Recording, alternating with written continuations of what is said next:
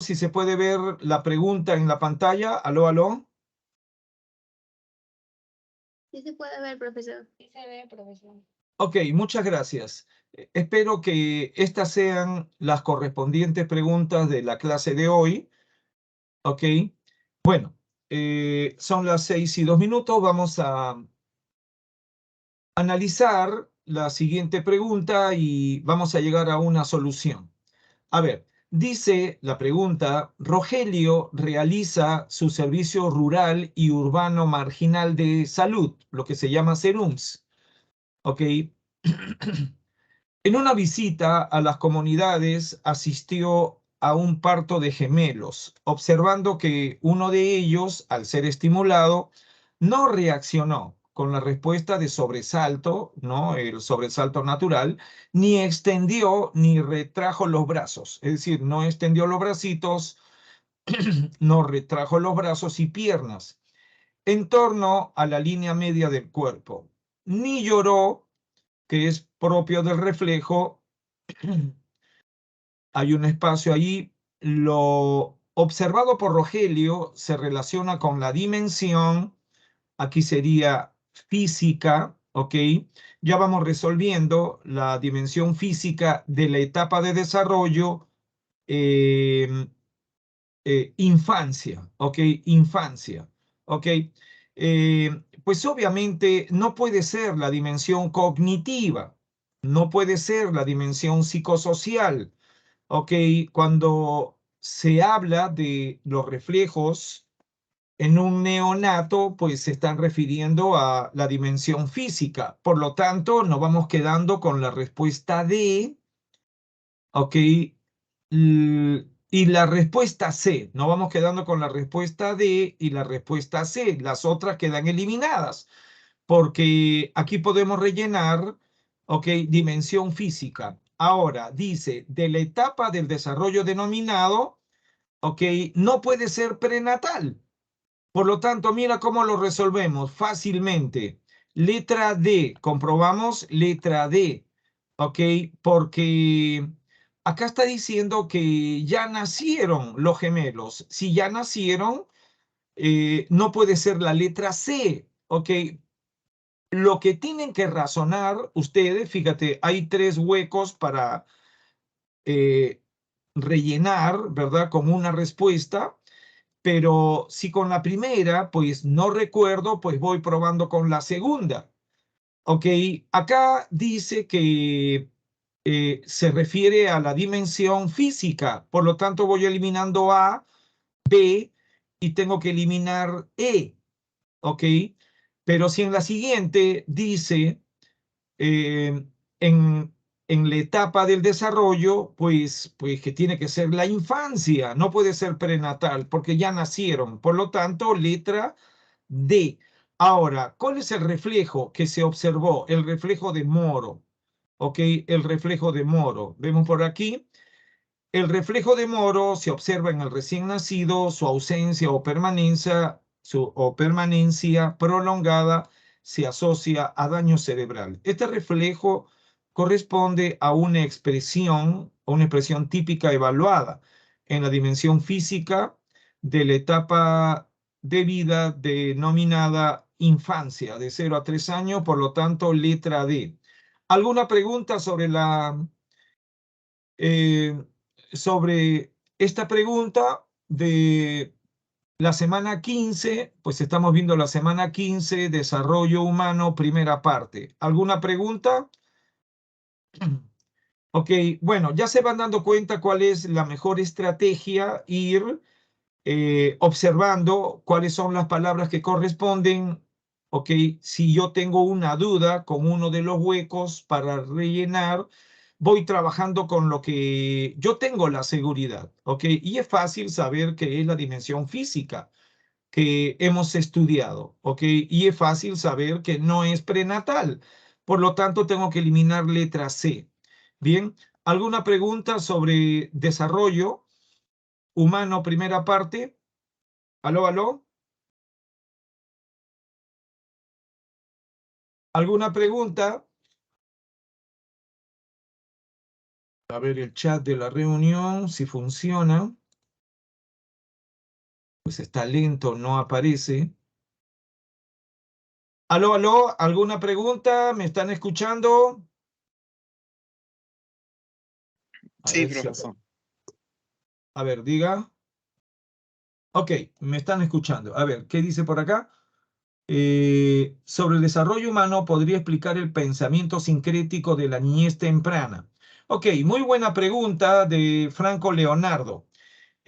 Pues ahí estamos hablando de la segunda etapa, ¿verdad? Que se refiere desde los 3 años hasta los 6 años.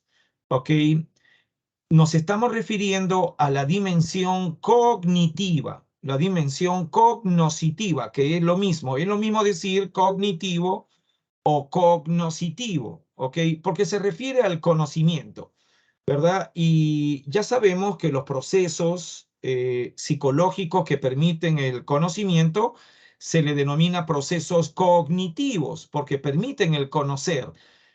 Por ejemplo, ahí tenemos la percepción, la memoria, la atención, facilita el conocimiento. Ok, bien. Su compañero, pues, nos está preguntando sobre el pensamiento sincrético, recordando, el psicólogo del desarrollo, Jean Piaget, había identificado las siguientes características del niño que se encuentra en la etapa preoperatoria, preoperacional. ¿Qué significa preoperatorio? Significa que no tiene operaciones lógicas. ¿Ok? Las operaciones lógicas permiten el razonamiento inductivo, el razonamiento deductivo. Pero si aquí nosotros nos referimos a la niñez temprana de 3 a 6 años, pues el niño está en una etapa prelógica, preoperatoria, no tiene operaciones lógicas. Muy bien. Ahora, el psicólogo Piaget encontró las siguientes características: lenguaje egocéntrico, encontró pensamiento sincrético y pensamiento animista. Ok, el pensamiento animista hace referencia a que el niño atribuye vida propia a las cosas. Ok, el lenguaje egocéntrico, o pensamiento egocéntrico, es que el niño habla solo, a viva voz. Cuando quiere resolver un problema, habla a viva voz. Y el pensamiento sincrético se está refiriendo a que no puede razonar. Su razonamiento, según Piaget, es lo que él propone como pensamiento, anoten por favor, pensamiento transductivo.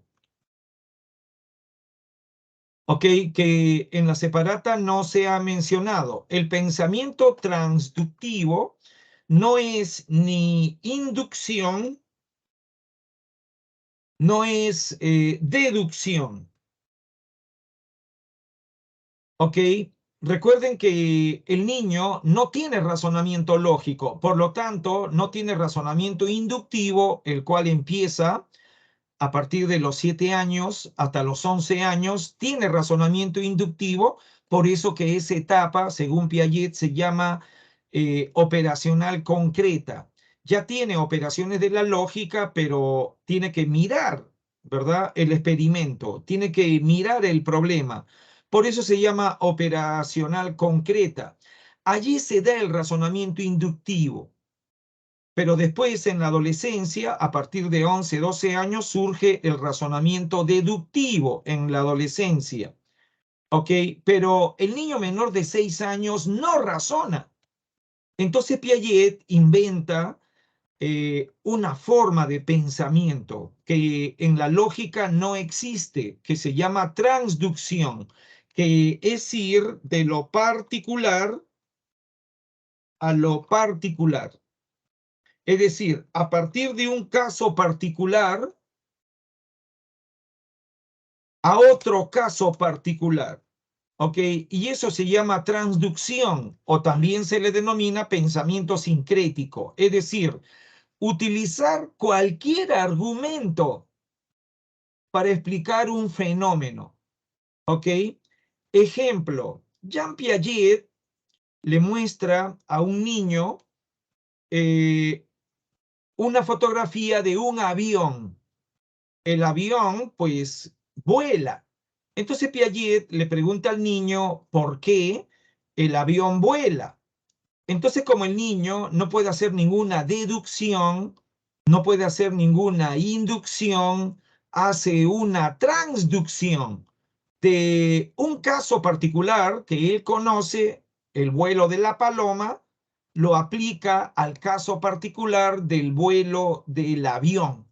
Entonces el niño le responde, el avión vuela batiendo las alas, moviendo las alas como la paloma, lo cual es falso. ¿Ok? ¿Y qué es lo que ha hecho el niño? Eh, Unir un argumento con otro que no tiene ninguna relación lógica, inductiva ni deductiva, sino más bien una relación transductiva. Y eso se llama pensamiento sincrético, ¿ok? Porque usa argumentos que fusiona y no tiene ninguna lógica. Ejemplo, Piaget le presenta una foto de un ferrocarril antiguo, de esos que usan carbón, y el ferrocarril está botando humo. Entonces Piaget le pregunta, ¿por qué el ferrocarril se mueve?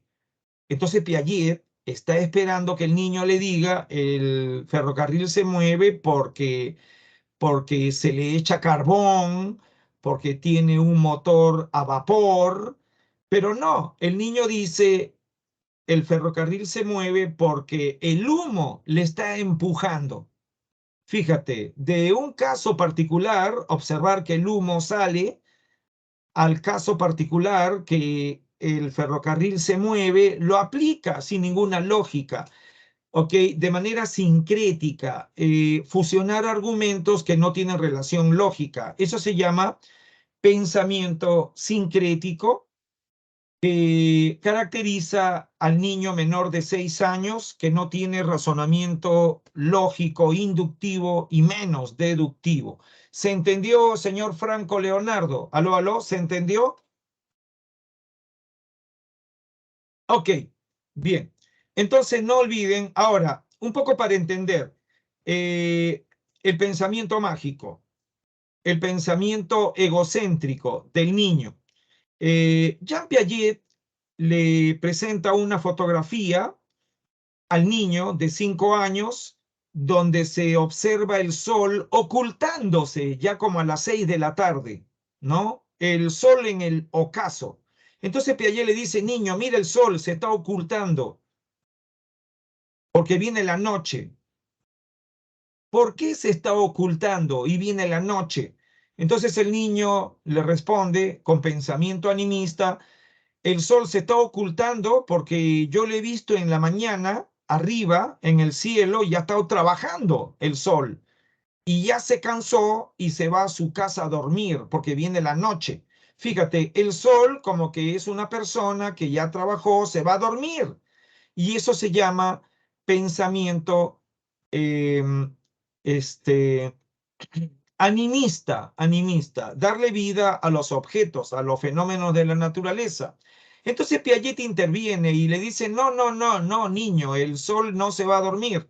Lo que pasa es que la Tierra es redonda, gira sobre su eje y el niño interviene, le dice, señor, no, no, no.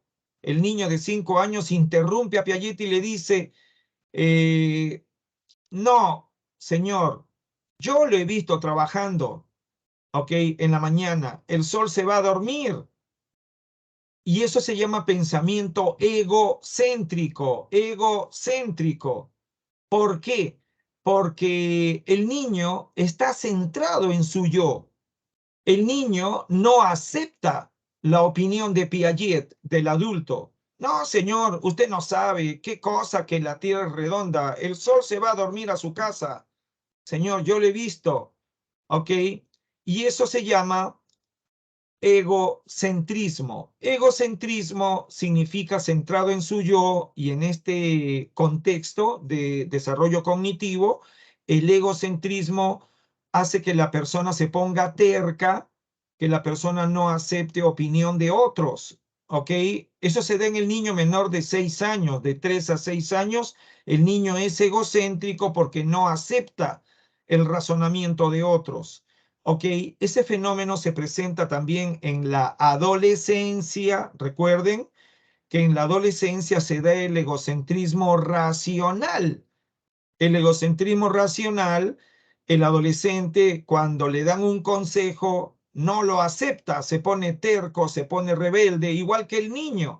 Pero aquí ya el niño, el adolescente tiene razonamiento deductivo, hipotético deductivo, pero sigue egocéntrico. Bueno, avanzo, pero valga la pregunta para poder ampliar lo que estoy comentando. Vayamos a la segunda pregunta de semana 15. Dice, Alberto regresó triste del colegio porque no pudo resolver los problemas de matemáticas del 5º grado de primaria. Basándonos en la teoría de Erik Erikson, ok, ahí estamos hablando de la dimensión psicosocial de Erik Erikson, estamos hablando de la teoría del desarrollo de sentimientos, ok. Ok, dice, basándonos en la teoría de Erikson, podemos afirmar que Alberto, ese niño que regresó triste, está experimentando un sentimiento de propio de, si dice que es 5º de primaria, pues el niño tiene 10 años. Si tiene 10 años, está en la niñez intermedia. Y si está en la niñez intermedia, el sentimiento es de inferioridad, porque por eso se dice 5º de primaria, no dijo 5º de media, porque si fuera 5º de media, fuera un adolescente, ¿ok? Y no hay incluso aquí, ¿no? La alternativa de adolescente, todos son de la niñez. Ahora, no puede ser niñez temprana, ¿ok? Porque esa es desde los 3 hasta los 6 años, si mal no recuerdo. Entonces, como les estoy comentando, sería letra B. Veamos lo que dice. Según Erikson, el conflicto psicosocial entre los sentimientos de laboriosidad, cuando todo va bien en el colegio, versus sentimiento de inferioridad, se manifiesta en la niñez intermedia. En la niñez intermedia, el niño suele sentirse menos si no cumple las expectativas que se espera en la ejecución de responsabilidades. Ok, entonces ustedes van usando la estrategia, ok, leen a conciencia las claves que te da la pregunta. Si te dice 5º de primaria, pues ya te está indicando, ok, que se trata de niñez intermedia, no puede ser la niñez temprana. Ok, avanzamos. Hay preguntas, aunque vienen más preguntas sobre Erik Erikson. Vayamos a la siguiente, pues vamos a la semana 16. Dice, Elba tiene 50 años de edad y se siente frustrada. Dice que tiene 50 años de edad, se siente frustrada porque de joven no pudo concluir su carrera de enfermería. Tiene una frustración, su carrera no la terminó, dado que su madre enfermó y tuvo que trabajar arduamente para apoyar a su familia. Dice que esto también afectó su aspiración de tener su propia familia, debido a que no tenía tiempo para su vida personal. Ahora, basándonos en la teoría de Erik Erikson, podemos afirmar que Elba, en su etapa de adultez temprana o adultez joven, su crisis psicosocial concluyó en un sentimiento de hueco allí, mientras que la etapa actual, como tiene 50 años, adultez intermedia, que es de 40 a 65, entonces ella está en un sentimiento de, los dos sentimientos son negativos, los dos sentimientos, ¿ok? Uno, porque está frustrada, no terminó su carrera y no se ha casado. Entonces, lo que se llama de 20 a 40 años, fíjate, eh, sentimiento de aislamiento. Letra B sería, a ver, Letra B. ¿Por qué? Porque recuerda que de 20 a 40 años, la teoría de Erik Erikson dice que cuando las cosas van bien y uno forma familia, pues estamos en un sentimiento de intimidad. Recuerden la teoría del amor de Robert Stenberg, intimidad es amistad profunda con la pareja. Entonces, no tiene pareja, no formó familia, por lo tanto el sentimiento negativo, ¿verdad? Porque uno de los dos sentimientos es el que ha ganado. ¿Cuál es el que ha ganado? Sentimiento negativo. Tiene frustraciones, no se casó y no culminó su carrera. Por lo tanto, sentimiento negativo, sentimiento de aislamiento.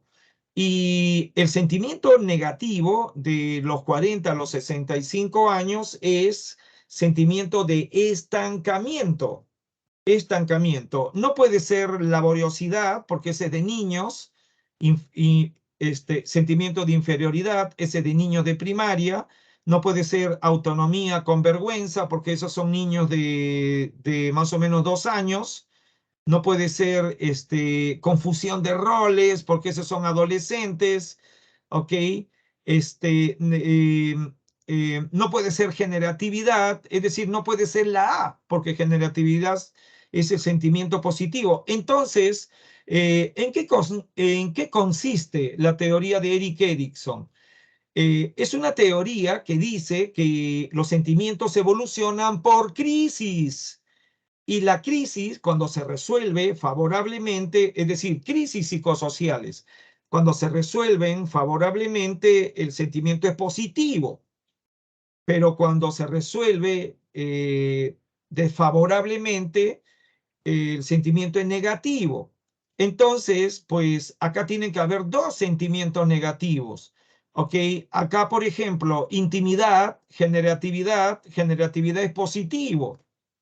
En cambio, la B, aislamiento, fíjate, aislamiento, ¿ok? Sentimiento negativo y estancamiento, sentimiento negativo, ¿ok? Por lo tanto, sería letra B. Pregunta sobre la teoría de Erik Erikson. Vayamos a la teoría de Erik Erikson, fíjate, en el primer año de vida, sentimiento de confianza, sentimiento positivo, versus sentimiento de desconfianza de 0 a 2 años. Ok, en el segundo año de vida, sentimiento de autonomía, ok, en el segundo año ya camina, explora y tiene sentimiento de autonomía, versus sentimiento de vergüenza y duda, accidentes del bebé, ok. Acá dice eh, acá dice de sentimiento de iniciativa, sentimiento positivo, dice que de 3 a 6 años versus sentimiento de culpa. Sentimiento de iniciativa, el niño cuando tiene 3, 4, 5 años está en el preescolar, en el nido. Entonces, sentimiento de iniciativa, pues todo va bien. Versus sentimiento de culpa, accidentes, ¿ok? A ver, acá dice de 6 a 12 años, ya está en colegio primaria. Sentimiento de laboriosidad en el colegio, todo va bien. Versus sentimiento de inferioridad, problema de aprendizaje, conflicto de disciplina, ¿ok?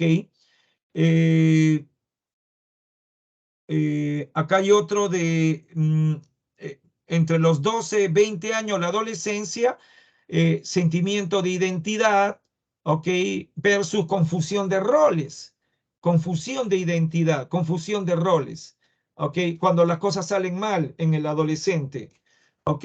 De los 20 a los 40 años, sentimiento de intimidad, formar familia, tener pareja, versus sentimiento de aislamiento, frustración por la soledad de no tener una familia o una pareja de 20 a 40 años. Sentimiento de generatividad de 40 a 60 años, sentimiento positivo, tener éxito económico, tener estabilidad emocional, familiar, todo va bien, versus sentimiento de estancamiento. Sentimiento de estancamiento de 40 a 60 años, la persona no ayuda a nadie porque tiene problemas económicos, problemas personales, tiene problemas laborales, sentimiento de estancamiento, sentimiento negativo. Y en la última de las etapas, cuando ya uno es anciano, de los 60, 65 años hasta la muerte, sentimiento de integridad, haber cumplido con tu deber. Si tú llegas a la ancianidad habiendo cumplido con tu deber, pues todo va bien. El anciano está contento, se puede morir tranquilo. Versus sentimiento de desesperación, no haber cumplido con tu deber. Cuando uno llega anciano y no cumplió con su deber, se acuerda de todas las burradas y chanchadas que ha hecho y se desespera porque tiene miedo, ¿ok? A la muerte, ¿ok? Ok, bien. Entonces, valga el recordatorio, ¿ok? Porque viene otra pregunta con Eric Erickson. Dice, Luis se siente alegre porque recientemente su novia aceptó casarse con él. Además, le acaban de ascender en su trabajo y con el aumento de su salario podrá costear la celebración de su matrimonio. Según Eric Erickson, Luis está experimentando un sentimiento propio de la adultez. Ok, es un sentimiento positivo.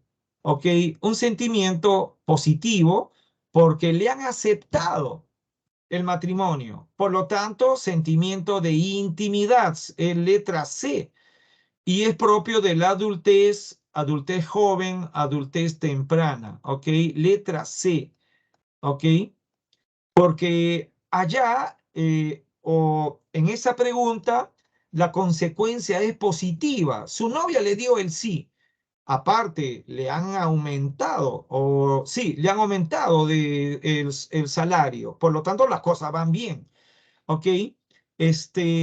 ¿Cómo podemos ir descartando? Sentimiento de confianza versus adultez intermedia, pues sentimiento de confianza es en bebés.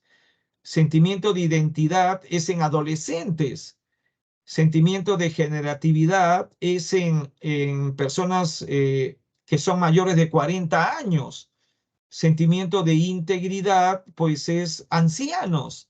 Por lo tanto, intimidad, formar pareja, adultez joven, adultez temprana, letra C sería la respuesta correcta. Preguntas sobre la teoría de Eric Erickson. Preguntas. ¿Alguna pregunta sobre la teoría de Eric Erickson? Vamos. Bueno, parece que no hay ninguna pregunta. Volvemos a la pantalla. Bien, vayamos a la semana 17, pues ya entramos a teoría de la personalidad. ¿Ok? Vamos a ver una pregunta sobre un enfoque descriptivo. Dice que las tipologías constitutivas consideraban, entre otros aspectos, la complexión física, que la complexión física determinaba la personalidad. Ok, una teoría descriptiva en base a la forma del cuerpo. Dice, de acuerdo con la tipología de Ernest Kretschmer, identifique lo verdadero y lo falso. A ver, ¿qué dice? Número 1, dice, el tipo atlético se caracteriza por ser agresivo, verdadero.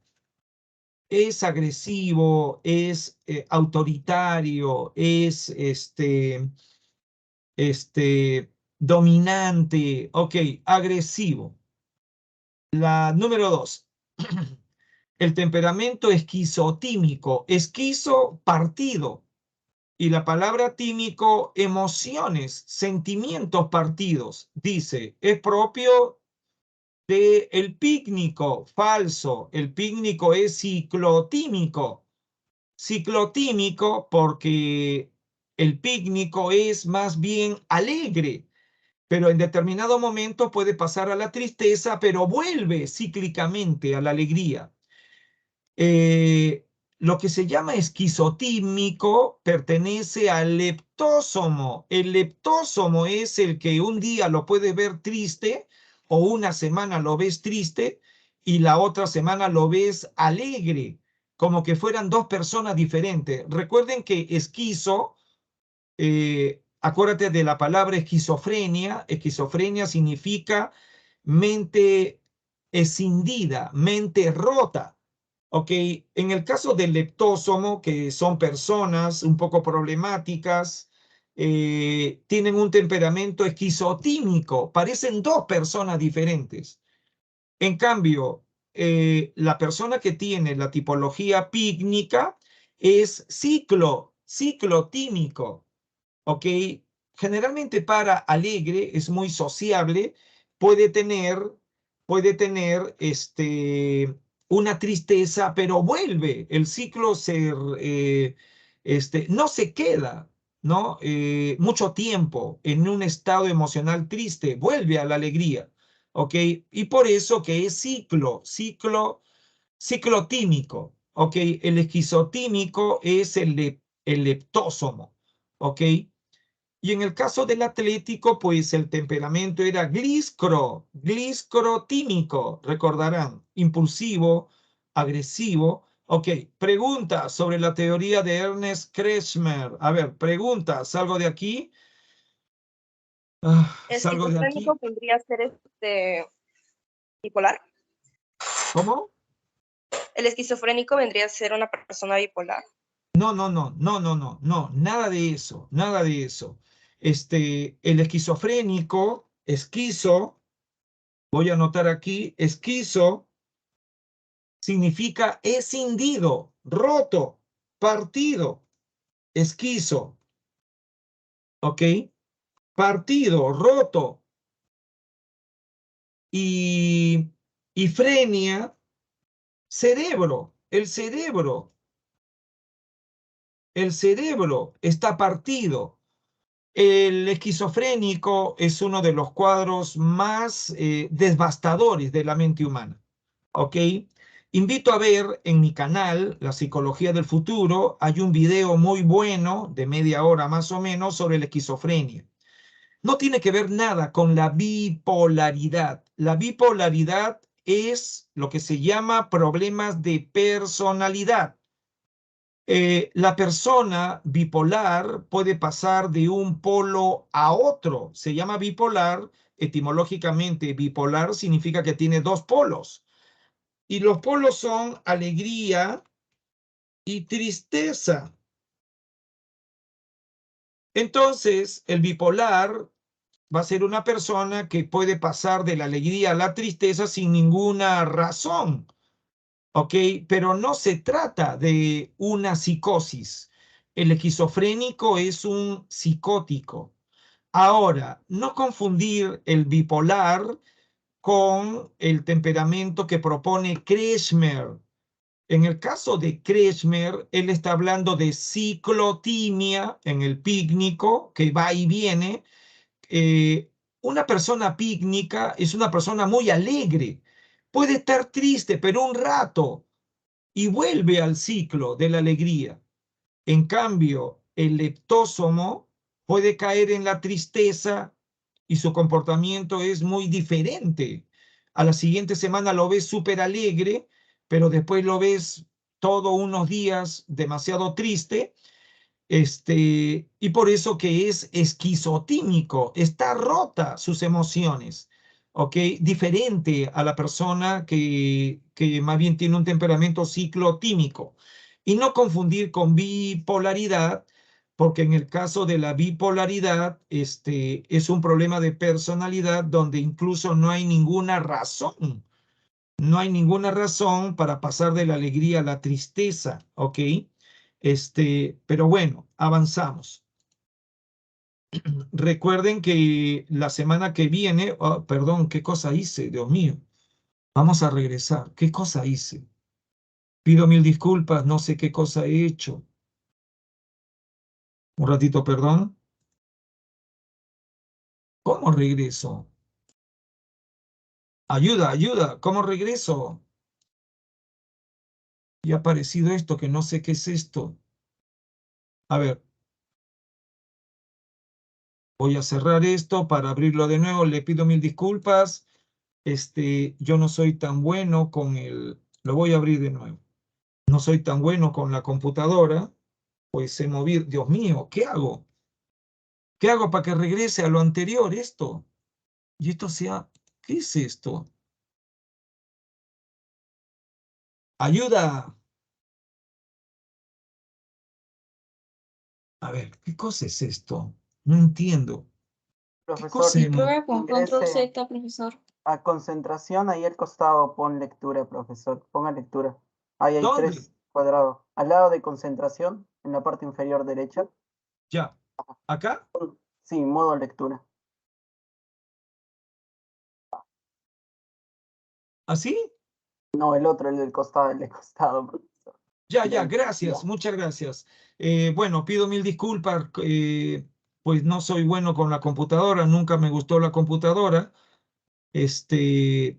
Ok, ¿por dónde íbamos? Espero que estén aprendiendo, así como yo acabo de aprender sobre computador un poquito. Bien, vayamos a la siguiente pregunta, que es una bonita pregunta, ok. Dice, en un reportaje se comenta que Francisco, el actual Papa Católico, antes de ser nombrado, ya se caracterizaba, dice, se caracterizaba por tratar de llevar una vida sencilla, alejado del boato, que quiere decir lujos, riquezas, alejado del boato, aprendan esa palabra, la palabra boato, riquezas, ¿ok? Y lujos que caracterizan a los altos cargos de la iglesia. Basándonos en la teoría de Gordon Allport, este caso exhibe el tipo de rasgo denominado cardinal, porque se trata de un anciano. El rasgo cardinal es aquel rasgo que va predominando conforme nos vamos envejeciendo. En el caso de que se presenta de este Papa Francisco, pues dice que no le gusta el lujo, el boato. ¿Qué quiere decir? Que es una persona humilde, una persona de pueblo. Por lo tanto, ese rasgo le caracteriza. No se ha hablado de otra cosa, se ha hablado de una sola característica. Por lo tanto, rasgo cardinal que se presenta en personas mayores.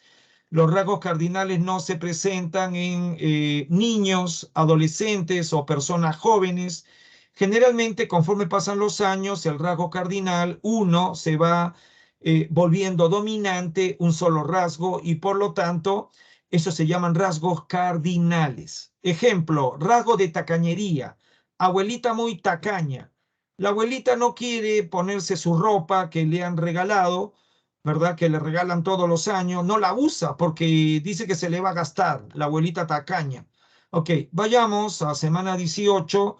Dice, la teoría de Abraham Maslow dice, según Maslow, las cualidades de personalidad se desarrollan en base a la satisfacción de diversas necesidades. Por ejemplo, si una persona ha perdido el trabajo, lo han desalojado de su casa, entonces se manifiesta la necesidad de, en cambio, si alguien presenta una adecuada autoconfianza, se plantea retos constantes y se siente bien consigo mismo, cuando obtiene éxitos, entonces habrá satisfecho la necesidad, ahí viene el hueco.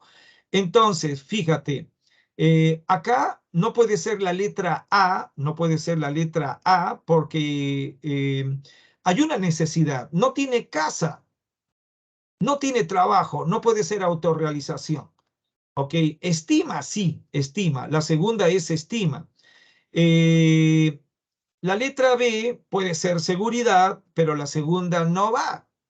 La segunda, pues habla de autoconfianza, no puede ser una necesidad fisiológica, por lo tanto no es la B. ¿Ok? Eh, la C no puede ser porque lo han botado del trabajo. ¿Ok? Necesidad de seguridad, pues que no. ¿Cuál es la respuesta? La E. La E. ¿Ok? Necesidad de seguridad. No tiene chamba. Tiene necesidades y necesidad de estima. ¿Ok? Estima, ¿verdad? Y por lo tanto, esos serían rasgos de personalidad. Letra E sería la respuesta correcta. Ok, más o menos hay que aprenderse la pirámide de Maslow, ok, para poder entender y resolver este tipo de preguntas.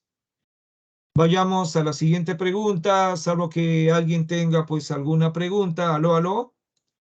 Un ratito, voy a ponerme luz, un ratito. ¿Alguna pregunta? Escriba.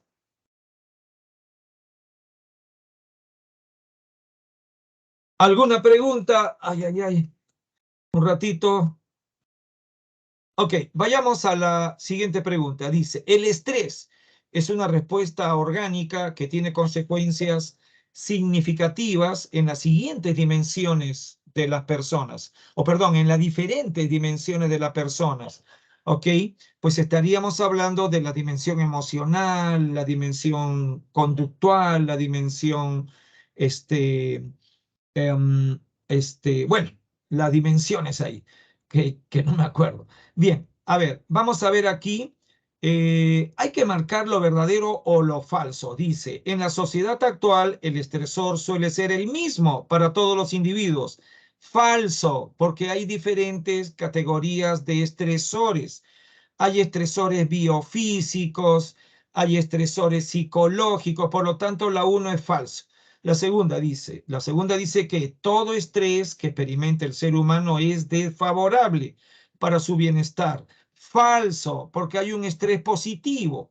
Recordaremos que hay un estrés positivo que se llama eustrés cuando no se prolonga en el tiempo, y hay un distrés que es un estrés negativo. Por lo tanto, también es falso. Y la tercera dice, si los recursos de afrontamiento al estrés son sobrepasados por los problemas, se da el distrés, que es el estrés malo. ¿Ok? Y esta es verdadera. Por lo tanto, sería letra E, letra E. ¿Ok? Falso, falso, verdadero. Como esa semana todavía no se ha hecho esta clase, sino esta semana que entra, pues hay un estrés bueno que se llama eustrés, que nos mantiene pues en la zona de confort. Es un estrés motivador, no es un estrés malo, pero cuando el estrés se prolonga en el tiempo, pues viene lo que se llama el distrés, que es un estrés malo. ¿Ok?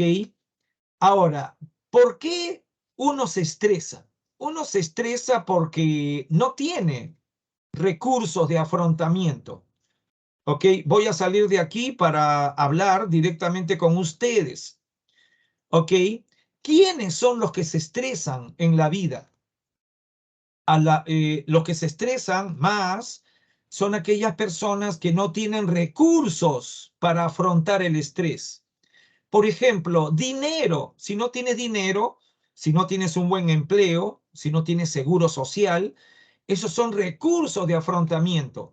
Si no tengo casa propia, me voy a estresar porque vivo alquilado. Si no tengo un empleo fijo, me voy a estresar. Vamos a recordar la pirámide de Abraham Maslow. Si yo no he satisfecho las necesidades de lo que se llama las necesidades básicas, fisiológicas, no tengo que comer, no tengo dónde dormir, estrés. Necesidad de seguridad, no tengo una casa propia, no tengo un empleo fijo, ok, estrés. Si, subiendo la pirámide, necesidad de afiliación, si no tengo familia, si mi familia se ha roto por un divorcio, estrés. Siguiente, necesidad de estima. Si nadie me respeta, nadie me valora, porque no estudié, no soy profesional, estrés. Y autorrealización. Si no he conseguido mis metas, ¿ok? Estrés. Entonces, lo que se llama estrés es porque cuando la persona no tiene recursos para afrontar sus necesidades, ¿ok? Te voy a comentar que los ricos, estoy hablando de los millonarios, esos no trabajan, esos no se estresan. Estoy hablando de los millonarios. ¿Quiénes son los que trabajan en las empresas de esos millonarios? Los gerentes son los que se estresan, pero ese gerente no es el dueño de la empresa. El dueño, pues ese se anda paseando, ¿no? El mundo, ese no trabaja, anda jugando golf toda la semana, se anda paseando toda la semana.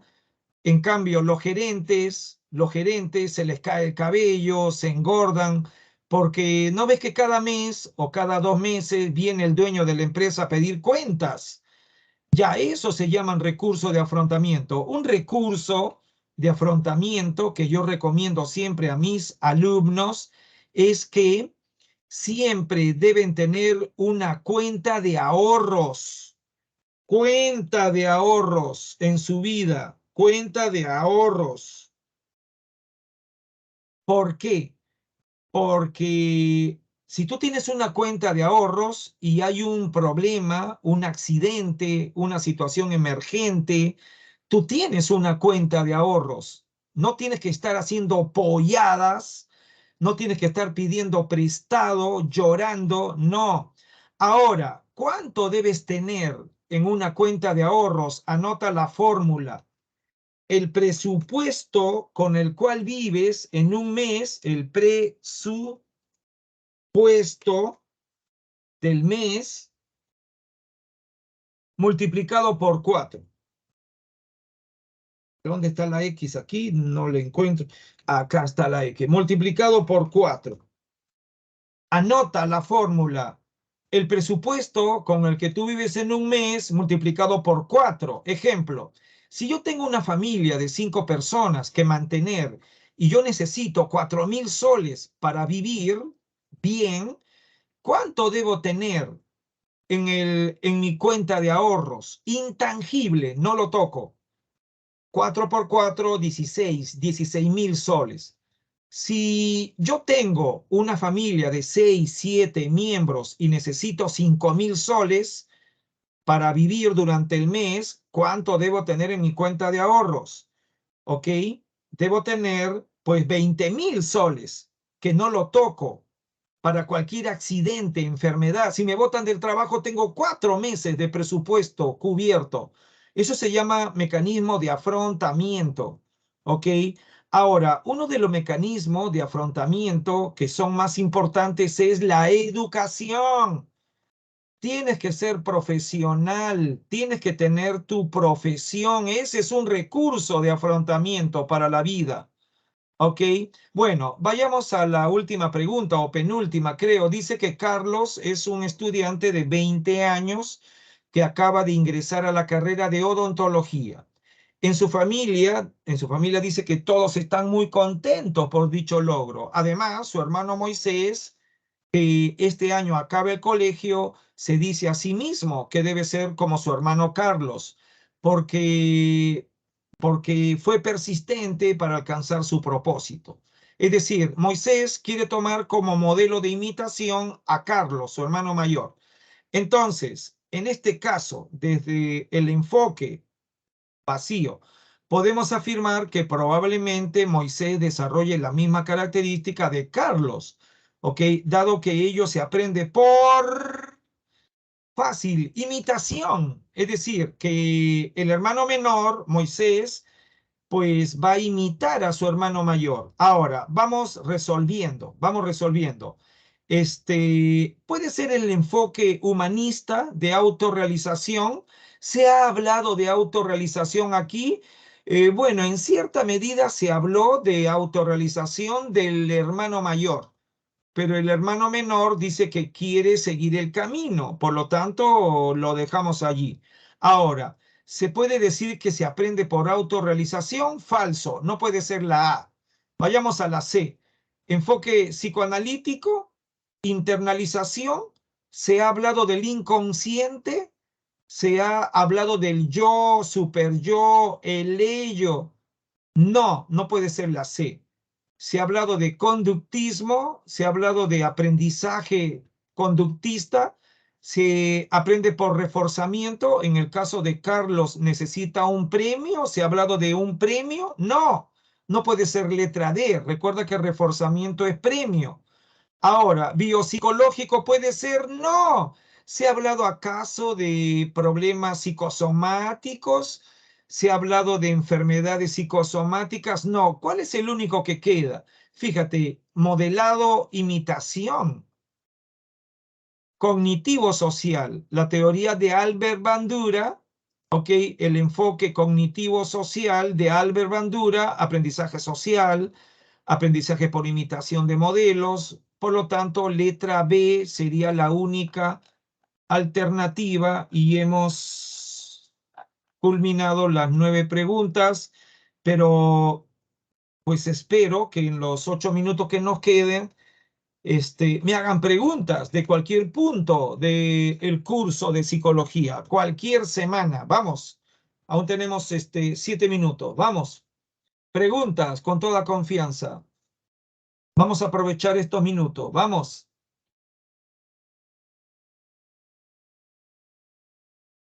Sentimiento de generatividad. A ver, Elizabeth Cristina dice, ¿qué es generatividad? Sentimiento de generatividad versus sentimiento de estancamiento. Pues estamos hablando de la teoría de Erik Erikson. Señorita, yo le recomiendo que no pregunte solo por generativo o generatividad, sino que dígame, según la teoría de Erik Erikson, siempre utilice un anclaje. ¿Ok? La teoría de Erik Erikson. ¿Qué significa generatividad? Erik Erikson, sentimiento positivo versus sentimiento negativo. Sentimiento de generatividad, según Erik Erikson, se da entre los 40 años a los 60, 65 años. Generatividad significa que la persona que tiene 40, 45, 50, ayuda, es generoso, genera ayuda.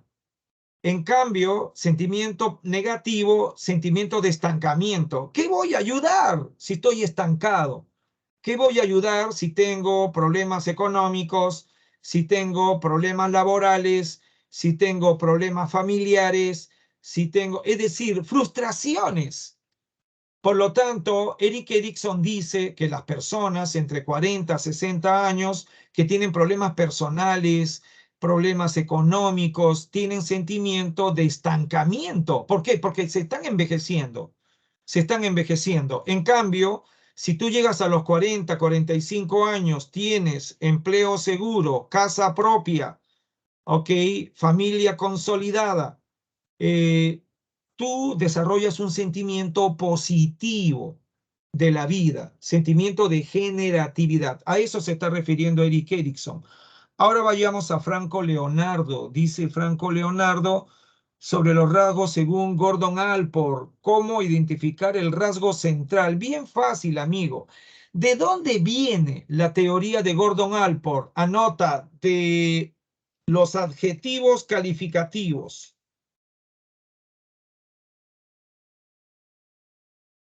Los adjetivos calificativos, fíjate, este psicólogo, Gordon Allport, encontró en el diccionario un montón de adjetivos calificativos referentes a personas.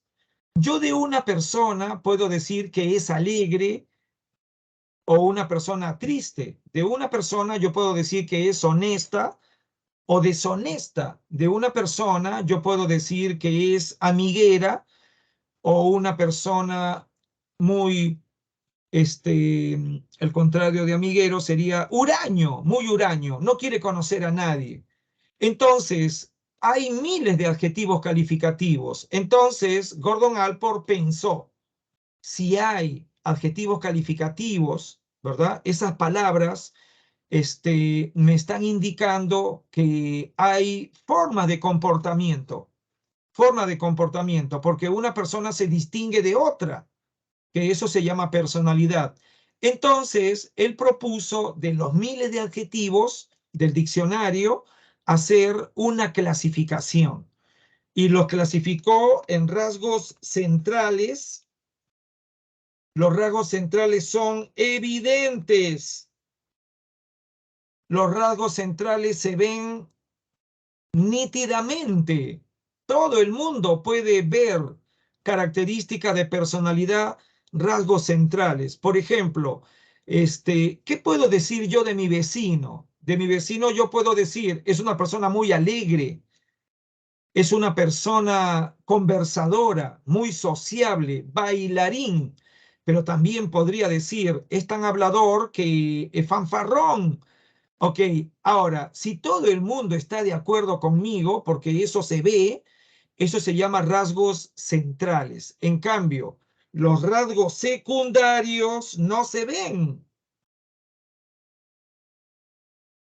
Los rasgos secundarios son ocultos. Los rasgos secundarios no se ven, están detrás de la máscara de la personalidad. Ejemplo de rasgo secundario, cobardía. En una situación de estrés, la persona se comporta de manera cobarde, pero en una situación de estrés, ya, ese es un rasgo oculto. Y los rasgos cardinales es cuando un solo rasgo determina, define la personalidad. Uno solo se llaman rasgos cardinales. ¿Se entendió? A ver, para responder a Franco Leonardo, ¿se entendió? ¿Cómo identifico los 3 tipos de razonamiento moral? Lamentablemente, pues no tengo mucho tiempo. A ver qué dice Elizabeth Christine. Dice, cuando hablan de hemisferio cerebral derecho, en el boletín dice, especializado en percepción global, no analiza la información, pensamiento sintético. ¿Qué quiere decir eso? Respondo, porque es más fácil responder a Elizabeth. El hemisferio cerebral derecho, anota, es especialista en imágenes. El hemisferio derecho es un cerebro completito especializado en imágenes. Imágenes. En cambio, el hemisferio izquierdo es especializado en palabras. Eso es lo que tienes que memorizarte. Lo primero que tienes que memorizarte es que todas las funciones psicológicas que vas a encontrar en tu separata, en tu boletín, que tú dices, el hemisferio derecho se relaciona con las imágenes, todas. En cambio, el hemisferio izquierdo se relaciona con las palabras, ¿ok? Ya, eso significa especializado en percepción global, imágenes, no analiza la información, pensamiento sintético son imágenes, ¿ok? El cerebro está lleno de imágenes, imágenes visuales, imágenes auditivas, imágenes olfativas, imágenes por cualquier modalidad sensorial, el hemisferio derecho, ¿ok? Invito a ver en mi canal el video La mente del analfabeto para que veas cómo las imágenes se meten dentro. La mente del analfabeto, recomiendo, ¿ok? Y a la señorita que me está preguntando sobre el razonamiento moral, porque no tengo tiempo, a la señorita Esther Alexandra, en mi canal, La Psicología del Futuro, vea el video Razonamiento Moral. Busque el video Razonamiento Moral que hay en mi canal. En mi canal hay un video de razonamiento moral. Aparte, ojo, hay un canal de la Pre San Marcos. Buscas en el canal de la Pre San Marcos José Chávez, que soy yo. José Chávez, que soy yo, buscas el video o busca los videos en el canal de la Pre San Marcos, los videos de José Chávez, que duran 1 hora. Y ahí está explicado todo, ¿ok? Incluso en mi canal voy a empezar a subir los videos de la Pre San Marcos. Como soy yo el que lo dicta, espero que no me lo borre. Bueno, no tengo tiempo para más. Visiten el canal La Psicología del Futuro. Me saludan por allí. Me despido. Chao, chao.